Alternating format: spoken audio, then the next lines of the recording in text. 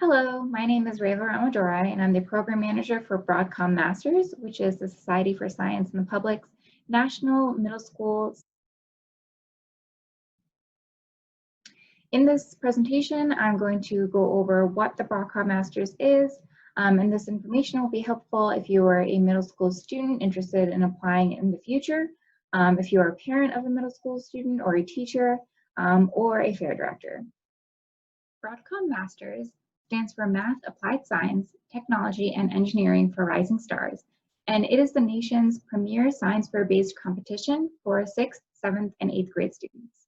It's sponsored by Broadcom Foundation, and in order to qualify for Broadcom Masters, in a typical year, students must first place within the top 10% in a society-affiliated science fair. Now I say in a typical year because we do have new eligibility rules for 2020. This year, we know that several fairs were unfortunately canceled due to the COVID-19 pandemic, and so many middle school students did not have the chance to compete locally.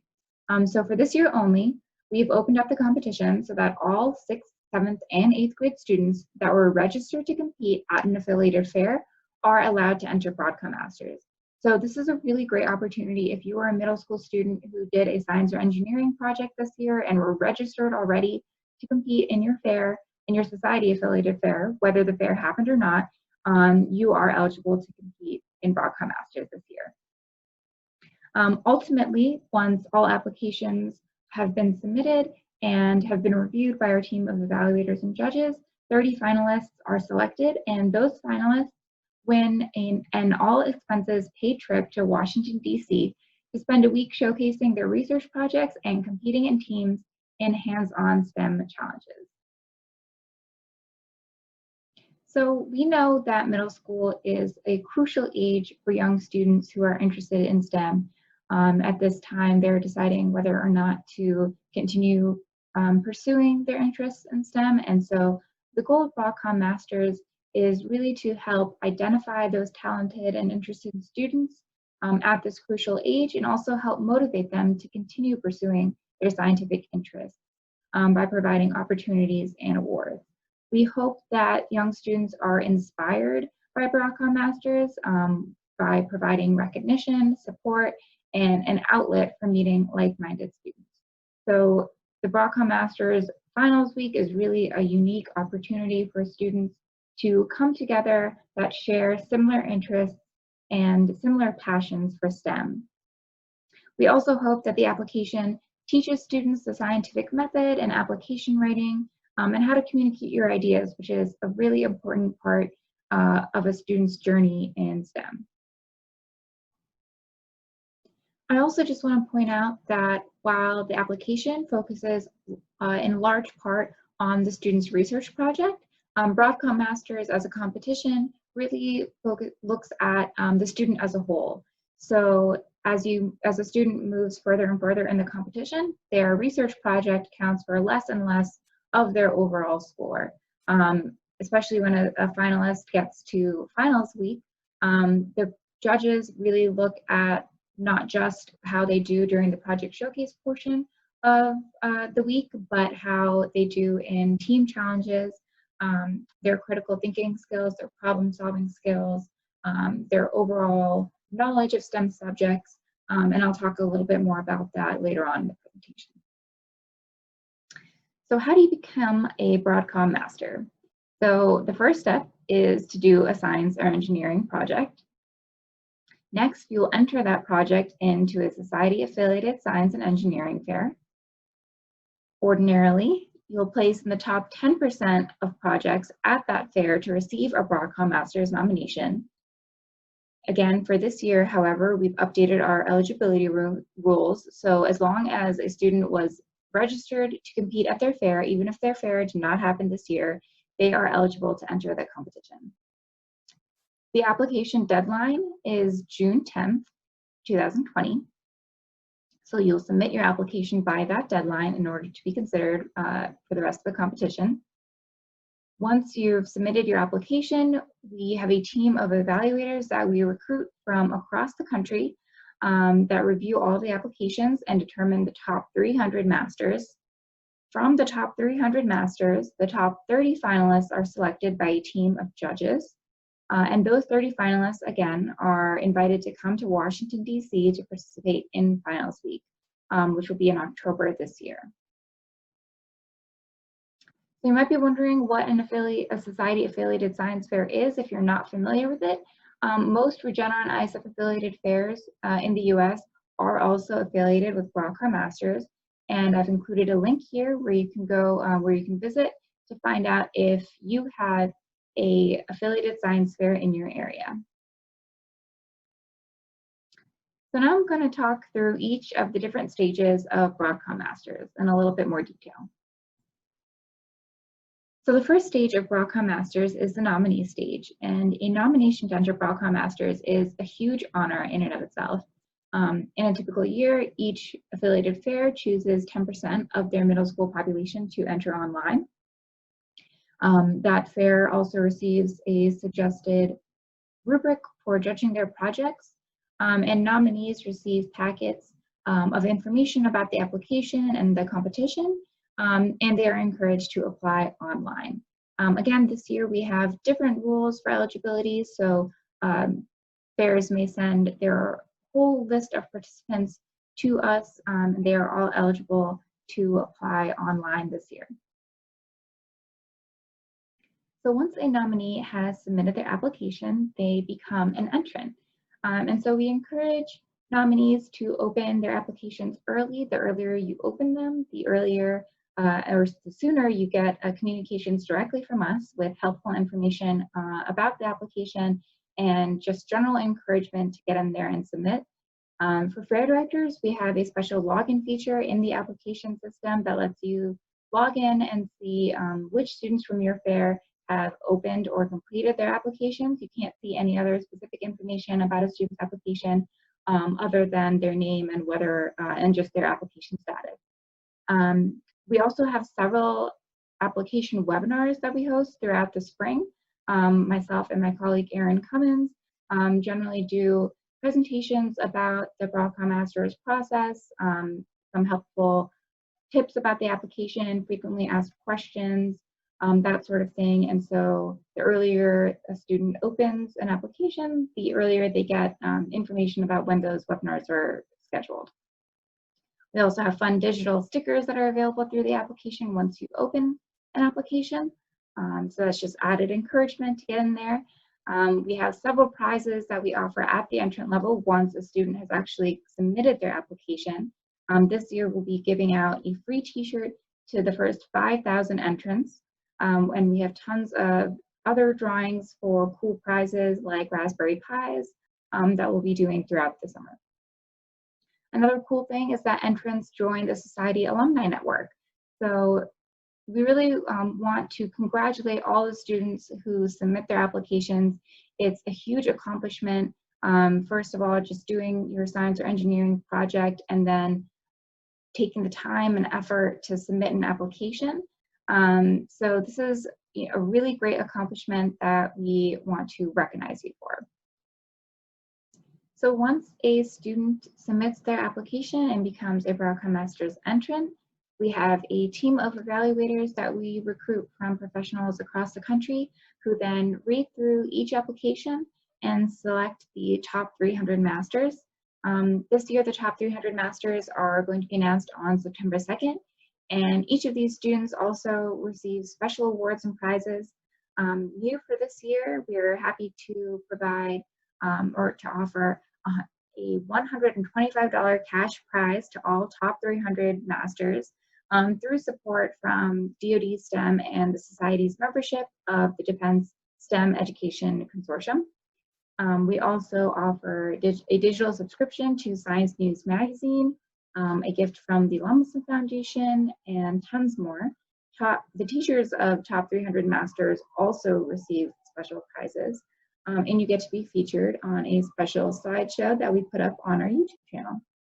So from the top 300 masters, we have a team of judges that meet to review the applications and select the top 30 finalists. This year, the top 30 finalists are announced on September 16th, and these finalists are invited to come to Washington, D.C. to participate in finals week. I'll talk a little bit more about finals week on the next slide, but some of the prizes include a $500 cash prize per finalist, funds to attend STEM summer camps, as well as the top prize of $25,000 for the Samueli Foundation. So during finalist week, students first participate in a research presentation, also called the project showcase. So the students present their research to the judges, who ask them questions about their project and the process they went through. And they also present to the general public once the judging portion is over.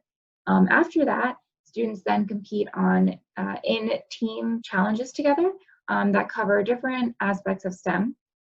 And so really during finals week, the project itself only counts for a small portion of a student's overall score. The judges also look to see how students work together with their teammates.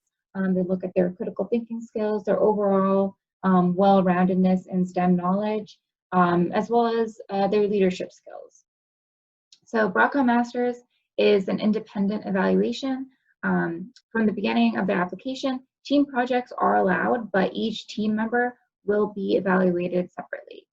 So you could have a situation where you and a teammate are nominated to enter the competition, but each of you might not be selected together as a top 300 masters or a 30 finalist. We definitely have had situations where team projects have made it all the way to the top, but just know that this is an independently evaluated competition. So here I've listed some important dates for this year's cycle. The application typically opens February 1st in any given year. This year, the application deadline is June 10th. The top 300 masters are announced on September 2nd. The finalists are announced September 16th. We are planning to have Broadcom Masters Finals Week from October 16th through the 21st this year, and the Science and Engineering Project Showcase will be October 26th. So just to briefly talk about the application in a little bit more detail, I want to go over the main section. So first the first section of the application is basic information. This asks for basic demographic information for a student, information about the student's school, and also has some information that might be used by our communications team if a student makes it to the top 300 masters or 30 finalists. This section is not used in the evaluation of your project. The next section is all about your project. So this is probably the section that students feel the most confident about. It asks about your project inspiration, how you came up with the idea for your project. It asks generally just walking through each step of your research process. So what your scientific hypothesis is, or for engineering projects, what your engineering design criteria was that you started out with, what data you collected, why you collected that data, the conclusions you reached, all that kind of stuff. In this section and really throughout the application, the evaluators and judges really want to hear from the students themselves. There is a question where we ask who has helped on your research project, because we know that science and engineering projects and research are not individual endeavors. So we know that you would have received some help from a mentor or parent, but really we want this application to be in the student's own words. The next part of the application is essay questions. So these are non-project essay questions. There are two different prompts. One is where the student has to solve a problem, and the second is an about me type question. And both of these are really just asking or looking at the student's creativity and looking at how they problem solve. It's not meant to be another question where the students have to do a ton of background research on, but the judges do see this section. Part 4 is about the students' extracurricular interests. Again, Broadcom Masters looks beyond just the student's research project. So through this section and the essay questions, the judges are trying to get to know the students a little bit better outside of their research. We also have a scientific paperwork section. This just asks you to upload any paperwork that you might have completed through your local science fair. And this is just to make sure that you're conducting your research safely. If you have any questions about this, you can always email us. I'll have the email at the end of this presentation. And the last section is a visual aid. So we know you have graphs, charts, pictures of your project, of any props that you might have, that you typically include on your science fair project board. Since this is an online application and you can't actually see that board, this visual aid is a way for you to show those important visuals about your project to the evaluators. I've mentioned some of the resources that we have available for students earlier in this presentation, but again, we have a YouTube channel where we put up all of our webinars that we do throughout the spring. We have webinars with alumni where they give advice about the application and share their experience during Broadcom Masters. And we also have section-by-section overviews of each part of the application that are available on our YouTube channel and also through the application portal itself. You might be a little bit curious about judging and evaluation and knowing how the top 300 masters and finalists are selected. So again, we recruit judges and evaluators from STEM professionals throughout the country, and they are really looking at a few different key aspects. So they want to see creativity. How original or unique is your science fair project? That is a portion of what's looked at, but also just really doing good, solid research, understanding the scientific process and being able to explain why you did what you did in your research is also an important part of the application. In terms of data, they want to see what data you've collected, and they also want to know why you collected that data. So again, just being able to understand the design of your project and explaining why certain decisions are made are key portions of the application. So that brings me to the end of my presentation. If you have any questions, you can always email us at masters@societyforscience.org and we'll be happy to help you out. I've also included the links to our website and also our YouTube page where you can find more helpful information about the Broadcom Masters competition. Now I'm going to show a clip of our 2019 highlights video that really showcases what the Broadcom Masters experience is like as a finalist, and you get to hear from them. And so I hope you enjoy. Thank you. We're Broadcom Masters! Woo! My generation, already, we see a lot of people that are out there in the community just trying to make a difference. Kids my age, they can definitely make a global impact. There's a lot of innovative ideas that still need to be discovered. The Broadcom Masters, a program of the Society for Science and the Public, is so pleased to welcome 30 finalists from across the United States, where more than half of the finalists are girls this year. We used to not even think about middle school students having a voice. Today, they have a voice because they are on the cutting edge of doing extraordinary research. It's really important for kids to come to an event like this because you can learn so many skills, and it's not only about science. When you have your team, you can really learn about communication and how to get your ideas across. This year, we're focusing on the 21st century critical skills: creativity, collaboration, communication, and critical thinking. The projects by this class of 2019 are oriented towards social good and community leadership. They see the world in the future. They know they have to build that world, and they're going to do it. I poured my passion for my music and also my science into this project, so I'm extremely proud that I am the top 30 Broadcom Master. I feel like other people should become Broadcom Masters and not be afraid, because you can put your own project out there. Whether it's a small term project that you didn't think would ever get too far, or if you think it's a problem that you really thought would be important to work on.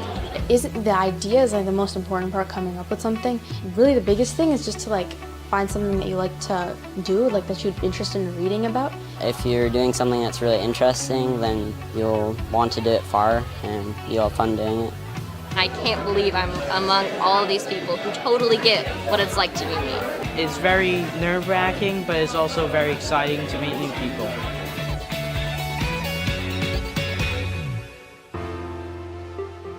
In the team bonding experience, we use like physics and talking to each other on how to like solve problems that just involve like balls and webbings. We started with the Raspberry Pi challenge, so I found it really cool that each group member learned about like a different type of sensor, and then we brought our knowledge together and made a really cool program in the end.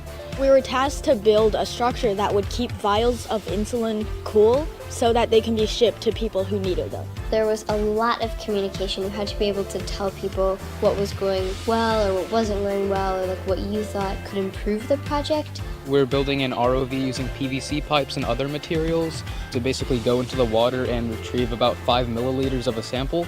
It was a lot of fun just to build with the team, and it's not my greatest strength, so it was fun just like learning some new stuff about the topic.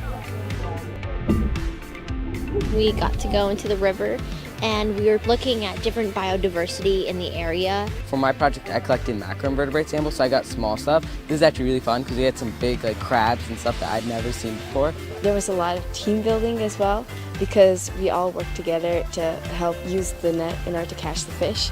Each challenge we got better because we learned what our types of personalities were, and so we were able to work better together.